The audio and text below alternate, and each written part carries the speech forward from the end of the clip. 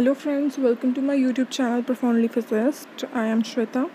In this channel we prepare science and maths for various exams and maths का topic हम कर रहे थे AP का अर्थमेटिक प्रोग्रेशन का। तो फर्स्ट पार्ट उसका हो गया जिसमें हमने फोर टाइप्स ऑफ क्वेश्चंस को डिस्कस किया था जो कि AP के ऊपर बनते हैं क्वेश्चंस, और उसके बाद मैंने जो है आपको 4 क्वेश्चंस दिए थे खुद सॉल्व करने के लिए। तो उसमें से आई थिंक जो बच्चों ने भी सॉल्व किया क्वेश्चन तो उनको थर्ड क्वेश्चन में डिफ़िकल्टी आ रही थी। सो इस वीडियो में जो है मैं थर्ड क्वेश्चन वो सॉल्व करने लगी हूँ and along with that more types of question जो बन रहे हैं AP में से उनको सॉल्व करेंगे एंड में जो है फिर से आप लोगों के लिए कुछ प्रैक्टिस क्वेश्चंस होंगे।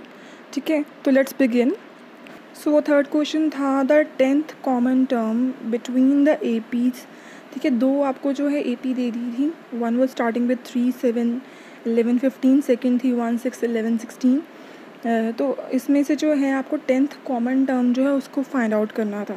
ठीक है, तो फर्स्ट AP जैसे मैंने लिख ली यहाँ पे। ठीक है, 3, 7, 11, 15 आप इसकी first term and common difference लिख लो। सिमिलरली जो सेकेंड AP है वो है 1, 6, 11, 16, तो इसकी first term and common difference आप लिख लो।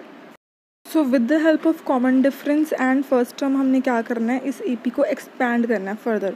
ठीक है, जैसे बिकॉज अगर आप जो क्वेश्चन में हमें AP गिवन है उसके बेसिस पे अगर आप देखो तो दोनों APs में क्या है, 11 टर्म जो है 11th जो लिखा हुआ है 11 that is common in both the APs। ठीक है, तो हमने इसको फर्दर एक्सटेंड करके देखना है कि और कितनी टर्म्स कॉमन आ रही हैं। तो जैसे 3 फर्स्ट जो है AP उसका कॉमन डिफरेंस है 4, तो 4 के बेसिस पे जो है फर्स्ट टर्म जैसे 3 थी, 3 + 4 7, तो 15 तक तो हमें गिवन ही है। तो 15 में हमने 4 ऐड किया, आ गया 23, 23 में 4 ऐड किया 27, अप टू जो है हमने 51 तक जो है इसको एक्सपैंड कर लिया।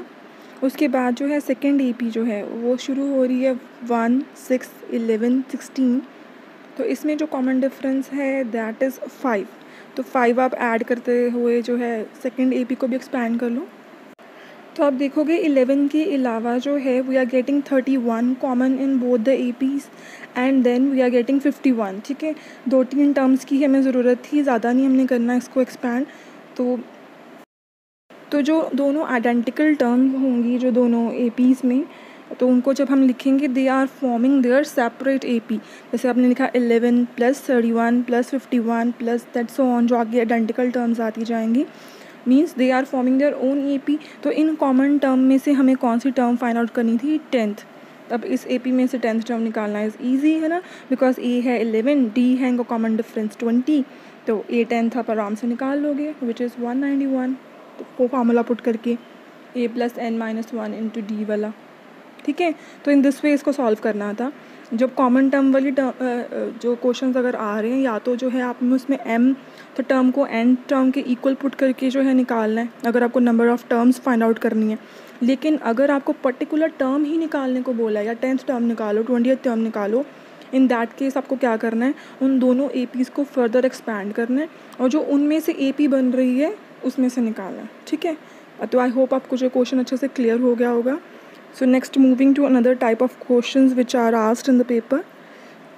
जो 5th टाइप है that is based on the sum of the APs। ठीक है, सम जब हम निकालते हैं, ठीक है, तो सम के भी जो है 3 फार्मूलाज बन जाते हैं। 3 types of questions you can say. First है कि अगर आपको जो है यहाँ पे लास्ट टर्म नहीं दी हुई तब आप फर्स्ट वाला फार्मूला यूज़ करोगे जिसमें जो है सम ऑफ AP किसके इक्वल होगा, n/2 to 2A + n - 1 × D। ठीक है, जब आपको लास्ट टर्म नहीं दी है, जस्ट आपको है ना AP की first, second, third, fourth term दे दी है but you don't know the last term, तो इन दैट केस क्या है कि फर्स्ट फार्मूला अप्लाई होगा। सेकंड फार्मूला कब एप्लीकेबल है, जब आपको फर्स्ट टर्म भी पता है लास्ट टर्म भी पता है। ठीक है, AP जैसे है 1 + 2 + 3 + दैट सो ऑन +10। ठीक है, तो लास्ट टर्म भी आपको पता है, इन दैट केस क्या होगा, second formula will be used which is equal to n/2, साथ में क्या है A + L। जो A होगी वो फर्स्ट टर्म है और L जो है लास्ट टर्म है। क्लियर है ये। उसके बाद थर्ड टाइप ऑफ क्वेश्चन जो बन रहा है दैट इज़ इफ़ जो है इन द गिवन AP अगर आपको जो है सम ऑफ n टर्म्स दे दिया है and sum of n - 1 term दे दिया है। ठीक है, मतलब Sn एंड Sn - 1 आपको पता है, तो इसकी हेल्प से जो है आप nth टर्म निकाल सकते हो। ठीक है, फार्मूला में क्लियर है आपको जो है n टर्म्स का सम पता है, अगर आपको n जो है n-1 टर्म्स का सम पता है तो आप जो है इन दोनों को सब्ट्रैक्ट करोगे सम को, तो आपको जो है nth टर्म भी मिल जाएगी। ठीक है, तो certain questions will be like this कि आपको जैसे सम दे दिया, 19 टर्म्स का सम दे दिया, सम 20 टर्म्स का दे दिया, आपको बोला टर्म निकालो, nth टर्म निकालो, तो आप क्या करोगे, उन दोनों को सब्ट्रैक्ट कर दोगे, you will get the term. I hope ये तीनों फार्मूलाज जो हैं सम के बेस पे आपको क्लियर हो गए। अब इनके बेसिस पे हम एग्जांपल कर लेते हैं। क्वेश्चन है, find the sum of the first 20 terms of the AP in which third term is 7 and 7 term is 2 more than thrice of its third term. ठीक है, तो क्वेश्चन की जो भी स्टेटमेंट होती है पहले उसको लिख लेना चाहिए। Find the sum of first 20 terms, मतलब S20 आपको कैलकुलेट करना है। थर्ड टर्म 7 है, A3 7 लिख लिया आपने, एंड 7th टर्म जो है is 2 more than thrice of the third term. ठीक है, तो अगर हम सम का फार्मूला देखें which is equal to n/2 to a plus n-1 to d, तो हमें इसमें से क्या चाहिए, इस फार्मूला में n चाहिए, a चाहिए, d चाहिए। n तो हमें पता ही है, इट इज़ 20। ठीक है, बोला ही है 20 टर्म्स का सम निकालो। अब रह क्या गया, a एंड d कैलकुलेट करना। तो जो हमें दो जो है इक्वेशंस दी हैं उनकी हेल्प से हमने a एंड d को कैलकुलेट करना है। सो फर्स्ट क्या थी यहाँ पे, a 7th जो है is equal to 2 plus thrice the third term. जो 7 टर्म है उसको आप ऐसे भी लिख सकते हो, 7 टर्म क्या हो जाएगी, a प्लस 7-1 इंटू डी। 7-1 क्या हो जाएगा, 60। तो यहाँ पे मैंने थोड़ा डायरेक्ट कर दिया है, तो a 7th इसके इक्वल हो जाएगी a plus 60, 2 plus 3 into, similarly third term क्या हो जाएगी, a प्लस 2d। तो इस फार्मूला की हेल्प से इस इक्वेशन को सॉल्व करके you will get a is equal to -1। अब क्या रह गया, d। तो जो हमारी फर्स्ट इक्वेशन है which is a third term जो है इज इक्वल टू 7, तो आप उसको लिख सकते हो ऐसे a plus 2d is equal to 7। तो यहाँ से d 4 आ गया।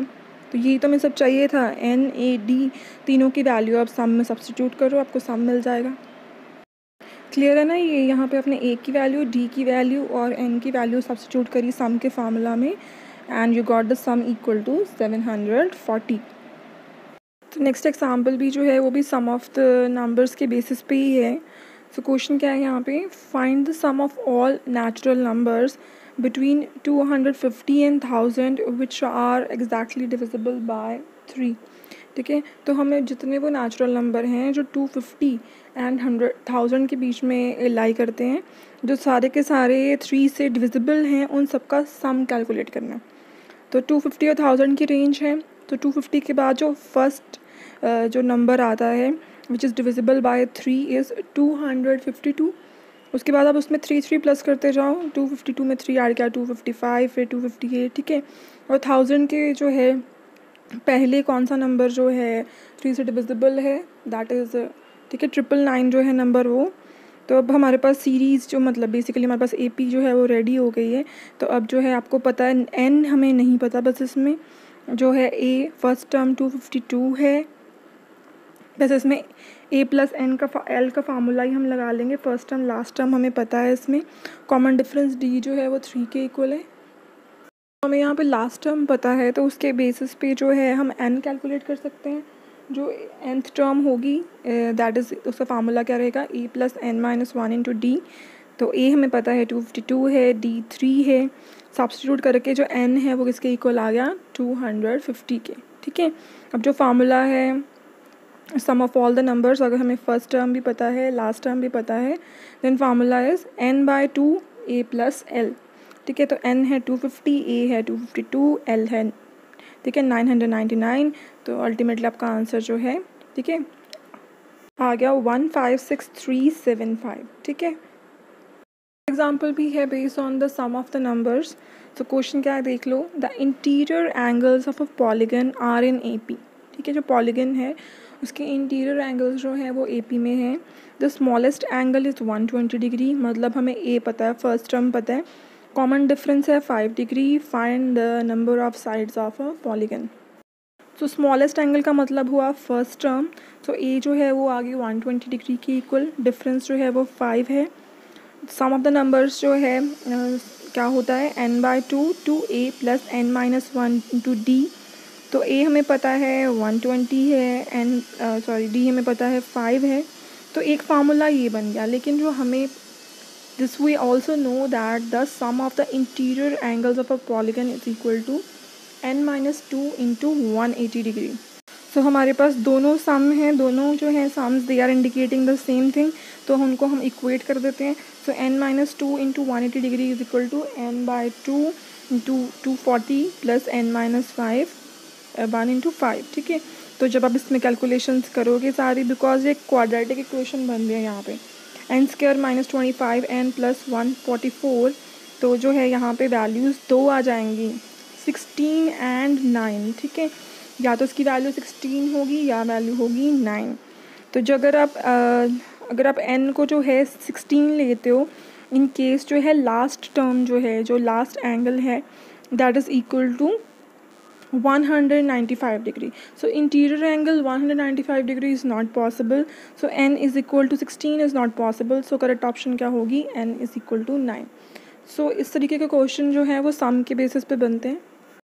सो now moving to the sixth type क्या बनती है, जैसे हमने फर्स्ट टाइप ऑफ क्वेश्चंस में क्या किया था कि ए सीक्वेंस इज़ एन AP कब, ठीक है। वो कंडीशन हमने स्टडी की थी कि सीक्वेंस AP कब होगी, जब हमने देखा था जो सब्ट्रैक्शन है an+1 - an की जो है it is independent of n। तो यहाँ पे एक और मेथड है, अगर आपको सम दिया हो, ठीक है, अगर जो सम है किसी AP का, it's in the form of an² + bn, यहाँ पे a एंड b कॉन्स्टेंट्स हैं, अगर सम की फॉर्म ये है, इट मीन्स वो सीक्वेंस AP होगी, ठीक है। क्लियर हो गया ये। अगर सम जो है, sum of the terms and terms जो है, it is taking the form of an² + bn, then that sequence is an AP। और उस सीक्वेंस का कॉमन डिफरेंस क्या होगा, जो फर्स्ट कांस्टेंट है, मतलब जो n² के साथ जो कांस्टेंट टर्म जितनी भी होगी उसको आप 2 से मल्टीप्लाई कर दो, मीन्स 2a, ठीक है। तो क्लियर हो गया ये फार्मूला, an² + bn अगर है एन टर्म, जो सम ऑफ n टर्म्स है, it is taking the form of an² + bn, it means that sequence is an AP। और उस सीक्वेंस का कॉमन डिफरेंस क्या होगा, जो भी फर्स्ट टर्म के साथ कांस्टेंट होगा n² के साथ, उसको 2 से मल्टीप्लाई कर देना। तो क्वेश्चंस देख लेते हैं इसके बेस पे, ठीक है। तो हमारे पास the sum of n terms of an AP is 2n² + 5n। तो सम ऑफ n टर्म्स हमें दे दिया है which is 2n² + 5n, then you have to calculate its n term, ठीक है। तो यहाँ पे जो 2n² + 5n है, it means it is an AP, ठीक है। तो आपको जो है इसकी nth टर्म कैलकुलेट करनी है। जो कॉमन डिफरेंस रहेगा इसमें, d will be equal to 2a। तो a के साथ जो n² उसके साथ कांस्टेंट कितना है, 2, इट मीन्स d क्या हो जाएगा, 4। कॉमन डिफरेंस 4 आ गया यहाँ पे। अब हमें nth टर्म निकालने के लिए और क्या चाहिए, कॉमन डिफरेंस पता चल गया 4। तब n is equal to 1 put करके फर्स्ट टर्म निकाल लें हम। जब n आप 1 पुट करोगे, then you will get 7, it means ये हमारी फर्स्ट टर्म होगी। कॉमन डिफरेंस हमारे पास कितना है, 4। सेकेंड टर्म के लिए जो जब n is equal to 2 put करोगे, then you will get the sum of 2 terms, ठीक है। याद रखना ये सम कर रहे हैं हम, ये AP नहीं है, ये सम जो है, सम ऑफ द टर्म्स की जो है वो फॉर्म लिखी हुई है। सो जब हम यहाँ पे n is equal to 2 put करेंगे, इस केस में क्या हो जाएगा, you will get 18। So what 18 is indicating, 18 का मतलब है सम ऑफ फर्स्ट 2 टर्म्स। तो फर्स्ट टर्म हमें 7 मिल गई, सम ऑफ 2 टर्म्स हमें 18 मिल गया, and when you will subtract them, तो आपको जो है सेकेंड टर्म मिल जाएगी विच इज़ 11।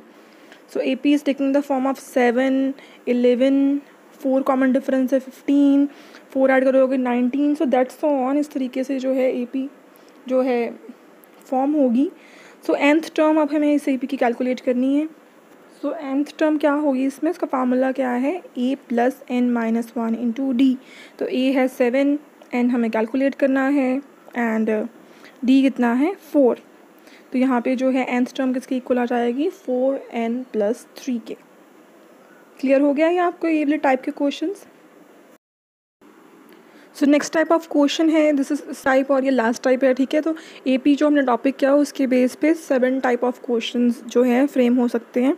सो ये टाइप देख लो, इसमें क्या है, if we are given the ratio of the sums of n terms of 2 APs। 2 APs हैं, दोनों के जो है n टर्म्स का सम हमें दे दिया है, and we need to calculate the ratio. ठीक है। और उसके बाद then the ratio of their mth term is obtained by replacing n by 2m-1। इसको क्वेश्चन के बेस में बेटर वे से समझेंगे, बट बेसिकली आपको ये याद रखना है कि जब आपको जो है रेशियो दे दी है sums of n terms of 2 APs, अगर आपको बोला गया है कि अब इसकी mth टर्म की जो है रेशियो निकालो, nth टर्म की आपको दे दी है, mth की आपने कैलकुलेट करनी है, तो आपने सिंपली क्या करना है, उस रेशियो में n को रिप्लेस कर देना है बाय 2m-1। अब क्वेश्चन में देखते हैं कैसे किया ये। तो जैसे हमारे पास क्वेश्चन है, the sum of n terms of 2 APs are in the ratio 3n+8 is to 7n+15। ठीक है, n टर्म्स की रेशियो हमें दे दी है 2 APs की।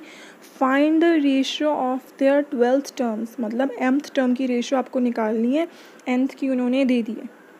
तो आपने क्या करना है, फार्मूला में simply replace n by 2m-1।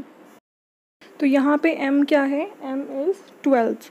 तो अब टोटल कैलकुलेट ही कर लो, तो 2 × 12-1 24-1 मतलब 23, मतलब n को जो है आपने रिप्लेस करना है बाय 23।